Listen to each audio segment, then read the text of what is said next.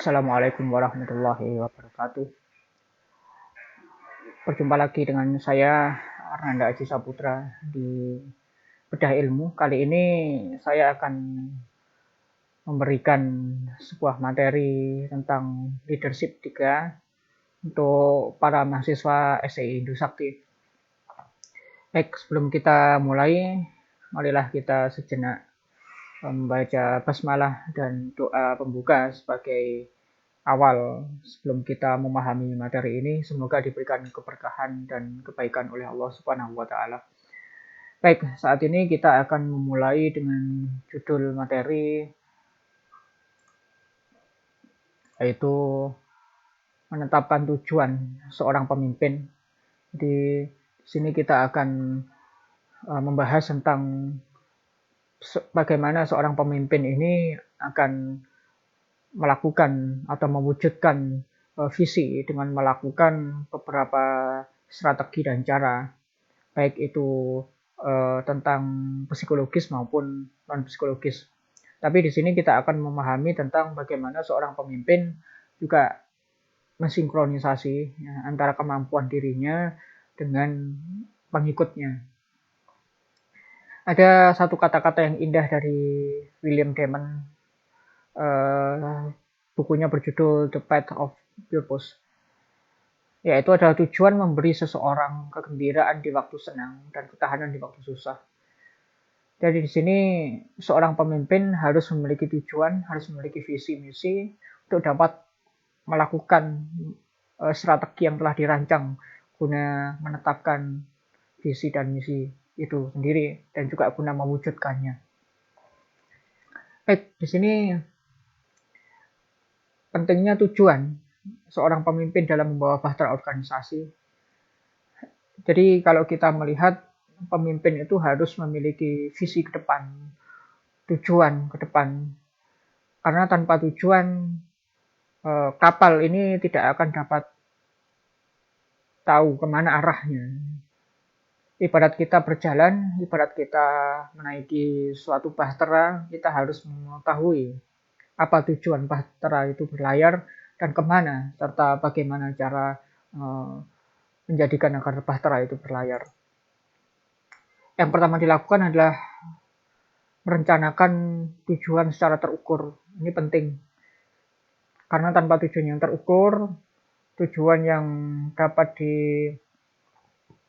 difahami dan juga dapat dianalisis kegagalan dan keberhasilannya sama saja dengan membawa bahtera itu kepada suatu kebinasaan. Kemudian membentuk organisasi yang tepat. Jadi di sini perlu dibentuk sebuah organisasi dan juga SOP dari tiap masing-masing pemegang pelaksanaan organisasi itu.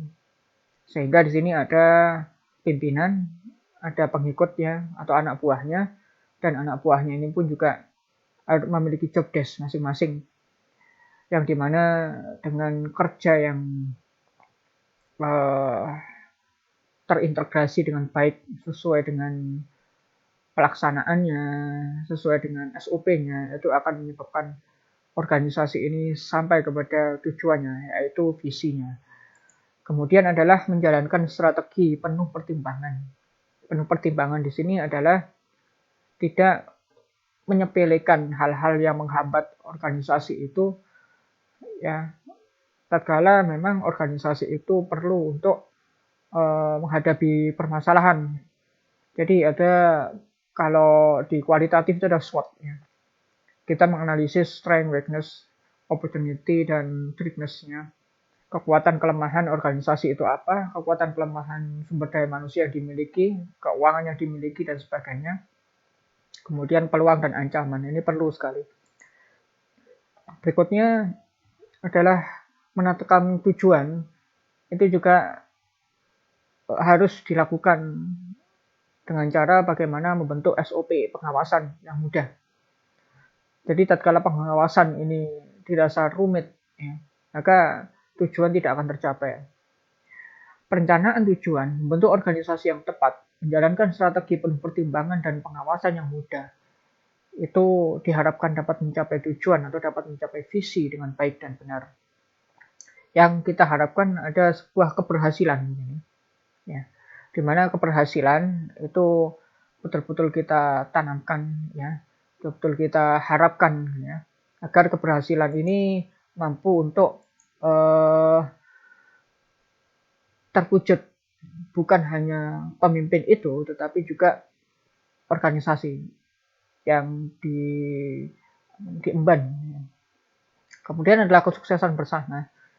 Ini adalah harapan kita. Jadi egoisme pribadi di dalam memimpin sebuah organisasi itu tentu akan memudarkan tujuan itu dan menggagalkan organisasi itu. Maka harapan utama tercapainya tujuan adalah kesuksesan bersama dan kesejahteraan bersama.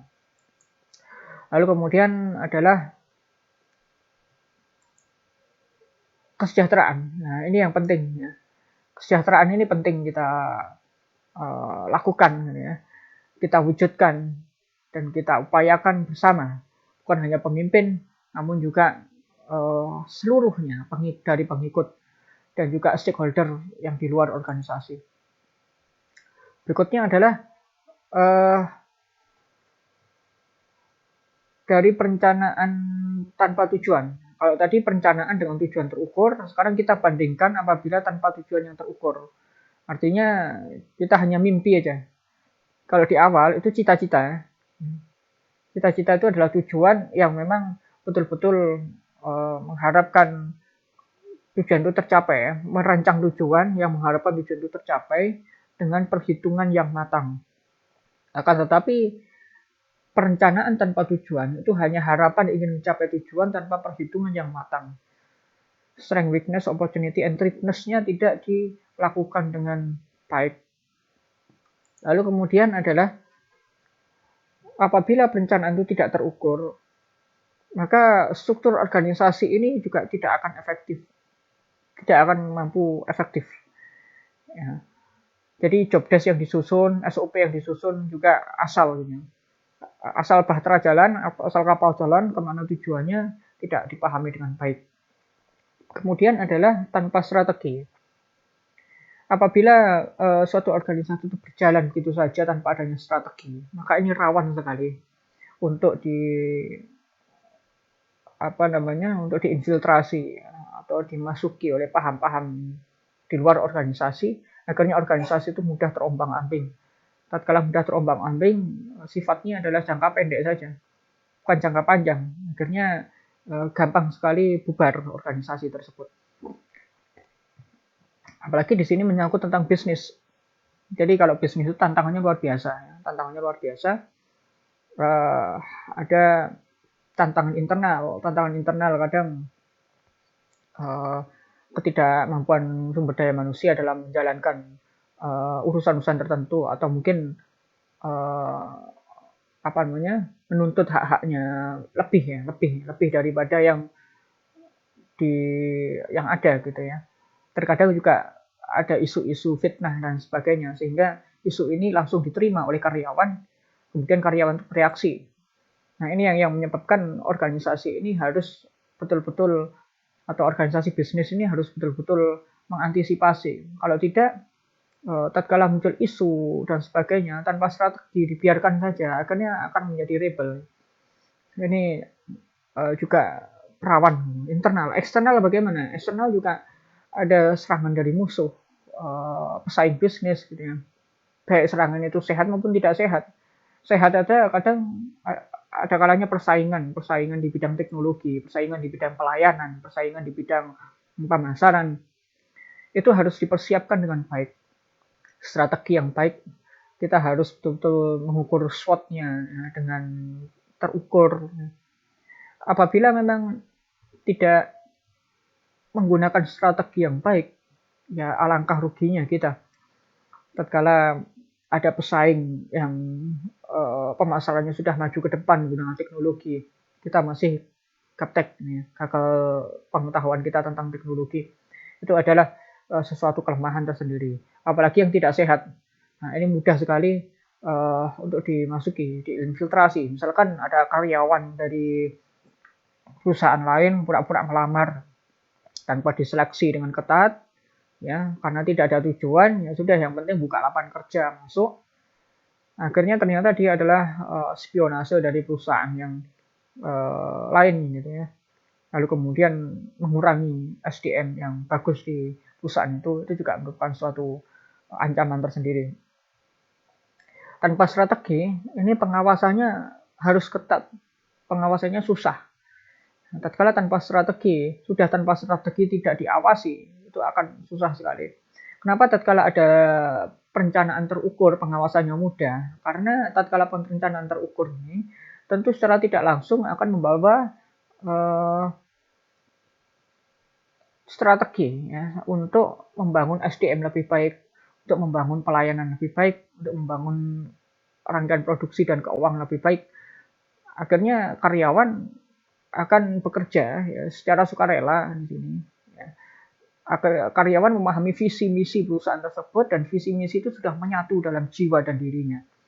Namun tatkala perencanaan tentu tanpa terukur, maka ya asal saja membangun strategi SDM, asal saja membangun strategi pemasaran dan lain sebagainya. Akhirnya kesejahteraan pun, nah ini kesejahteraan ya akan susah didapatkan nanti. Nah, kalau sudah tujuan ini gagal terwujud, maka kesejahteraan akan susah didapatkan. Tatkala kesejahteraan sudah susah didapatkan, maka akan terjadi rebel. Ya, itu sudah kemungkinan besar, potensi yang cukup kuat. Lalu kemudian membentuk tujuan penuh makna untuk mengendalikan bahtera organisasi. Untuk tujuan itu memang sangat penuh makna untuk mengendalikan kemana kapal organisasi ini berlayar. Bagaimana cara membentuk tujuan yang penuh makna itu? Yang pertama kita harus paham tujuan itu ada dua, jangka panjang dan jangka pendek. Adapun jangka menengah itu adalah jangka di antara keduanya. Sebetulnya kalau jangka menengah itu adalah transformasi antara jangka panjang ke jangka pendek. Sehingga tatkala kita tatkala kita pisahkan itu kita golongkan menjadi dua, jangka panjang yang sifatnya panjang ya, lebih dari 10 tahun dan jangka pendek yang sifatnya 1 tahun atau kurang dari itu. Di dalam jangka pendek, kalau memang organisasi ini hanya mementingkan jangka pendek dan tidak mementingkan jangka panjang, maka sifatnya gampang berubah atau hilang. Kita tahu namanya isu, kita tahu namanya tren. Isu itu gampang hilang, tren itu gampang hilang. Tatkala isu itu sudah tidak laku, tidak sesuai dengan zamannya, maka dibuatlah isu baru, isu baru. Tatkala isu baru yang dibuat, itu harus banyak pula ide, ya, kemana arahnya isu ini dibuat, kemana arahnya pembentukan tren ini dibuat. Kalau kita tidak paham kemana arah isu ini dibuat dan tren ini dibuat, maka tentu tatkala tren ini sudah pudar, hilang, maka kita akan kesulitan. Contoh, banyak di musim pandemik ini yang berbisnis dadaan, ya. Kemana tren berkembang di situ dia mengikuti. Boleh-boleh saja tren berkembang dia mengikuti. Seperti contoh kita menggunakan sarana komunikasi ajar, gitu ya. Ada sekarang banyak webinar, gitu ya. Selalu judulnya adalah kalau waktu COVID itu masa pandemik, masa pandemik, masa pandemik. Memasuki masa new normal juga ada judulnya itu pasti ditambahin new normal, new normal, new normal. Ini tidak masalah karena memang akademisi fungsinya adalah untuk mencoba menyelesaikan permasalahan, menggandeng praktisi untuk mengkaitkan antara teori dengan aplikasi konkret di lapangan sehingga dapat menyelesaikan masalah. Ini tidak masalah. Asalkan di sini adalah sesuai dengan tujuan jangka panjangnya. Pendidikan itu apa? Yaitu memberikan wawasan, memberikan ilmu, membangun bangsa dan generasi muda secara etis ya dan bermoral gitu. Tetapi yang kita lihat adalah saat ini banyak sekali bisnis-bisnis yang muncul sesuai dengan isu ini tanpa direncanakan begitu saja. Ada contohnya aja kalau jual barang gitu ya. Dia awalnya jual sembako katakanlah. Jual sembako dia fokus di situ. Tapi setelah ada COVID gitu ya, ada pandemik corona ini, mulai kelangkaan hand sanitizer, kelangkaan masker, maka beramai-ramai dia ambil modal sembakonya, kulak masker, kulak hand sanitizer berharga jutaan, maskernya ditimbun, hand sanitizer pun juga ditimbun, dia jual dengan harga yang mahal. Nah, di sini tatkala masker dan hand sanitizer itu sudah normal di pasaran, maka dia akan menanggung kerugian itu, belum lagi dibully oleh masyarakat. Saat ini juga banyak juga yang new normal ini orang jual plastik ya, orang jual apalah untuk kegiatan menghindari kontak ya, dekat gitu ya dengan orang lain. Nah, tapi setelah hilang modalnya sudah habis ya, lalu kemudian dia kesusahan untuk memasarkan produknya, akhirnya tidak jalan yang namanya usaha dia ini. Maka tatkala dia adalah jual sembako, ya fokus saja ke situ. Kecuali tatkala memang dia bergerak di bisnis pariwisata, yang dimana pariwisata sekarang drop. Semenjak ada COVID ini, social distancing sampai PSBB, sampai kemudian ada new normal ini, pariwisata masih belum dibuka secara optimal. Maka banyak pariwisata yang drop. Kalau ini dibiarkan, maka ini masih menjadi lahan kering, tanda kutip untuk sementara. Maka bagaimana untuk bertahan hidup? Ya boleh. Artinya apa? Artinya dia mencoba untuk membuat alternatif ya. Bukan ini dijadikan sebagai tujuan utama tidak, tapi alternatif untuk menambah permodalan usaha dia. Artinya begini, tatkala dia adalah memiliki cita-cita ke depan, usaha pariwisata saya harus berjalan dengan sangat baik, berkembang pesat. Nah, itu tujuan jangka panjang, mencapai visi misi, dapat rekrut banyak karyawan, lalu kemudian mengembangkan jaringan sampai kepada tingkat nasional katakanlah atau bahkan internasional. Ini tujuan utamanya. Tapi tatkala ada wabah ini, ya tatkala ada corona ini, gitu ya, pariwisata drop, dia melakukan bisnis alternatif. Bukan karena dia itu berpindah haluan, tetapi bisnis alternatifnya itu adalah untuk dia bertahan hidup yang pertama. Yang kedua, apabila ada profit dari alternatif ini, profit itu adalah untuk investasi usaha pariwisatanya. Dan keyakinan itu harus bentuk bahwasanya corona ini atau COVID ini pasti akan berlalu. Ya. Walaupun mungkin COVID ini pakar kesehatan menyatakan mungkin akan sampai akhir zaman dan sebagainya, ya. Tetapi di sini pasti akan berlalu, itu pasti gitu ya. Entah nanti solusinya ada vaksin atau solusinya sudah imunitas masyarakat di seluruh dunia ini kuat sehingga pariwisata kembali bergairah. Tatkala pariwisata kembali bergairah, dia masih tetap hidup dengan usaha pariwisatanya. Jadi tatkala hanya tujuan jangka pendek, hanya mencari profit, hanya mencari profit saja tanpa mencari benefit, hanya mencari keuntungan saja tapi tanpa mencari tambahan yang lain, yaitu adalah keuntungan jangka panjang. Keuntungan jangka panjang itu tidak mesti uang, tidak mesti profit, ya. Tapi juga kesejahteraan karyawan, lalu kemudian juga berkembangnya usaha, ya kan? Maka dari itu CSR itu kan benefit bukan profit. Ya. Oke, ini kalau tujuan jangka pendek pasti sifatnya gampang berubah, hilang. Sehingga tatkala gampang berubah ya otomatis pemimpin bingung tatkala ada perusahaan saya kok seperti ini. Ya, saya mengharapkan profit sekian untuk menggaji karyawan sekian. Ya. Udah kita ubah haluan aja. Tapi tatkala tren itu sudah tidak ada, pemimpin bingung mencari tren yang lainnya. Padahal modal sudah kembang kempis gitu ya. Oke. Nah, tatkala pemimpin sudah terombang-ambing, maka organisasi ini sudah kacau. Tidak ada lagi yang namanya kepercayaan. Kalau kita di kepemimpinan satu ada yang namanya kepercayaan pengikut kepada pemimpinnya. Tatkala pemimpin ini apa yang diomongkan dengan apa yang dilakukan sudah berbeda, apalagi hari ini ngomong A, besoknya ngomong B, itu sudah menjadi sesuatu yang membuat pengikut ilfil, ya. Menjadi pengikut ini sudah kepercayaannya sudah hilang. Akhirnya yang terjadi ya itu tadi banyak kritikan yang membangun oke, is oke, nggak masalah.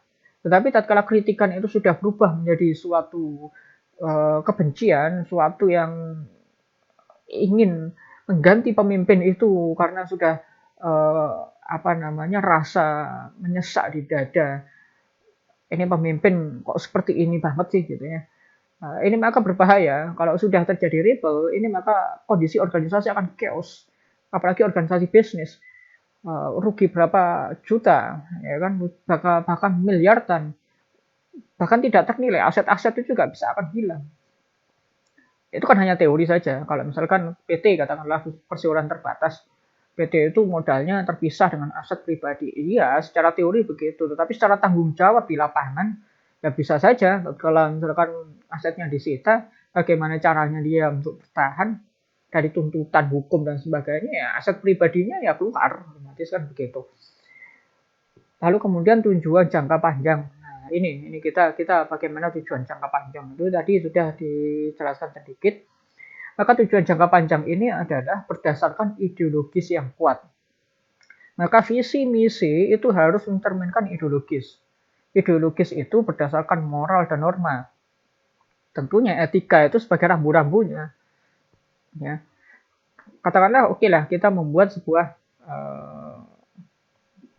usaha perusahaan pelayanan pelayanan halal food gitu ya, makanan halal gitu.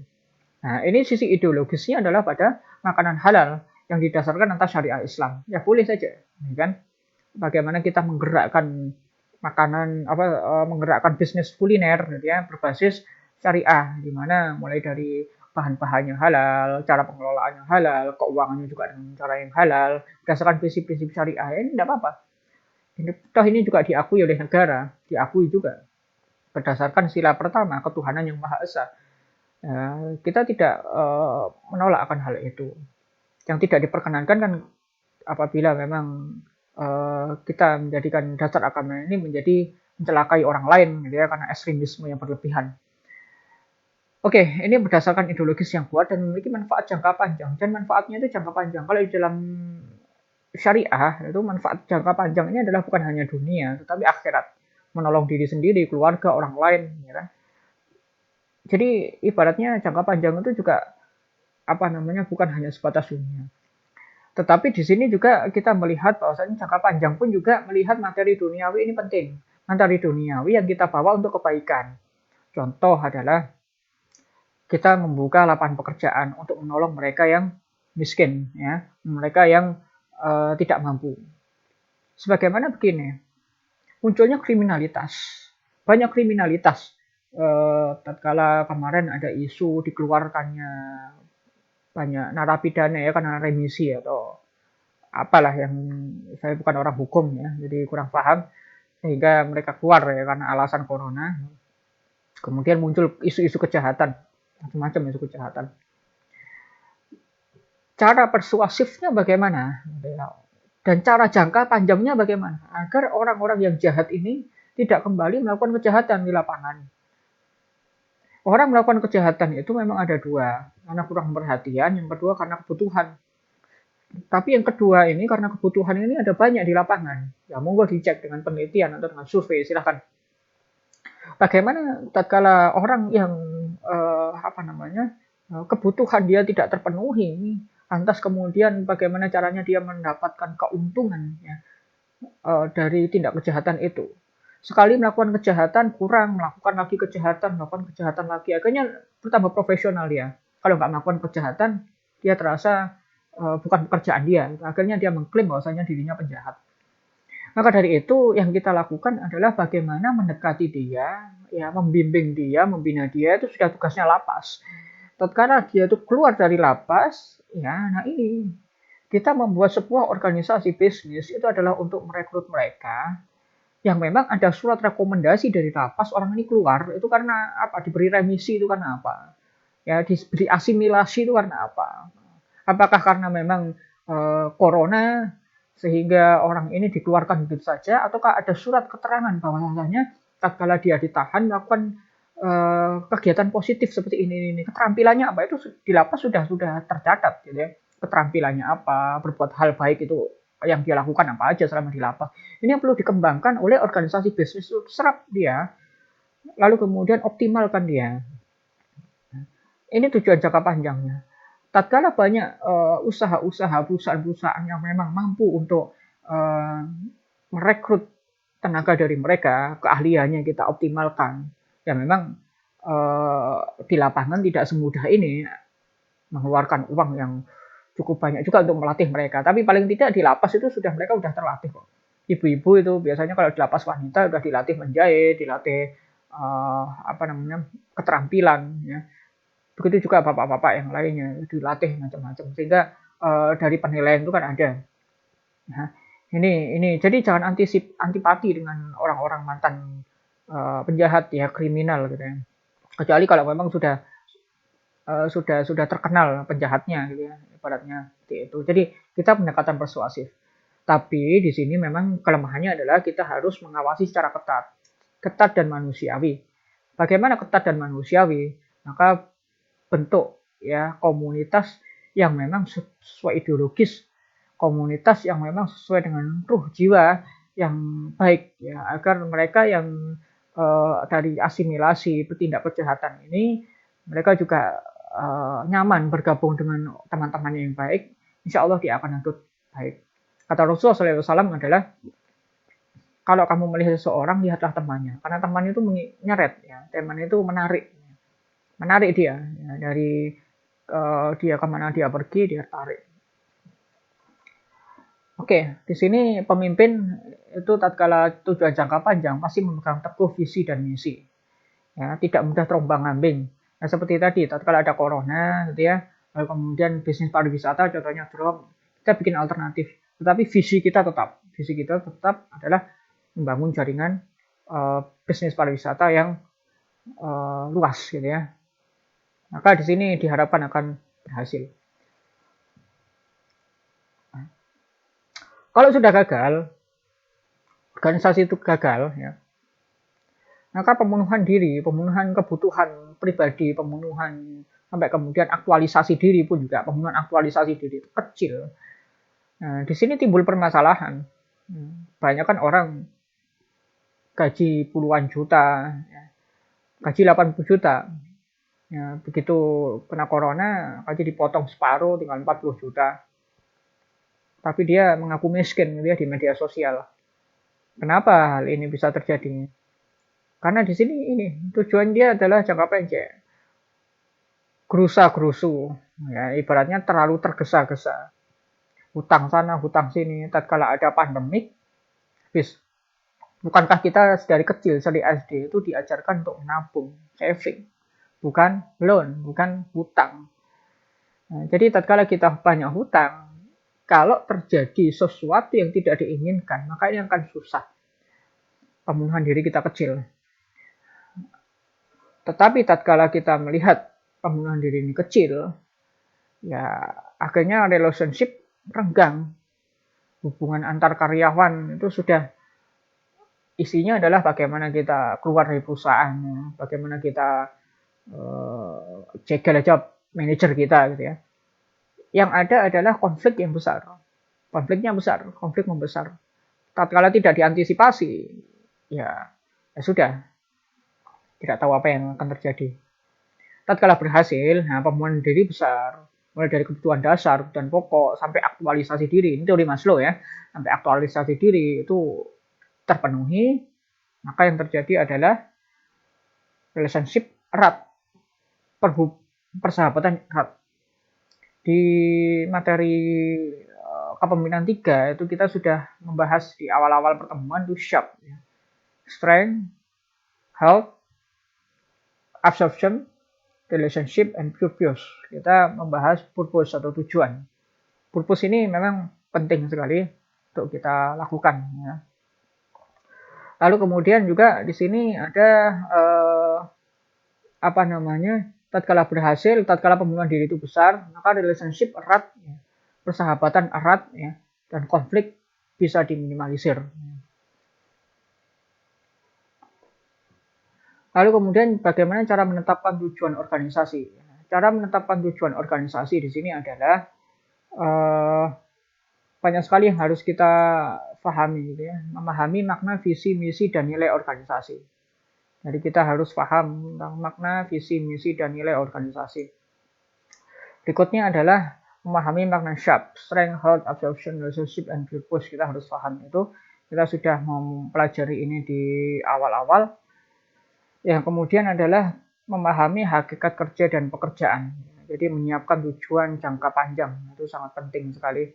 Ya, maka marilah kita bersama-sama mewujudkan kebaikan ya jangka panjang ini, ya, agar kita juga sama-sama bisa membangun organisasi yang baik, ya, membangun organisasi yang berkeadilan, membangun organisasi yang maju. Oke, demikian yang bisa saya sampaikan. Ya. Kurang lebihnya mohon maaf. Assalamualaikum warahmatullahi wabarakatuh.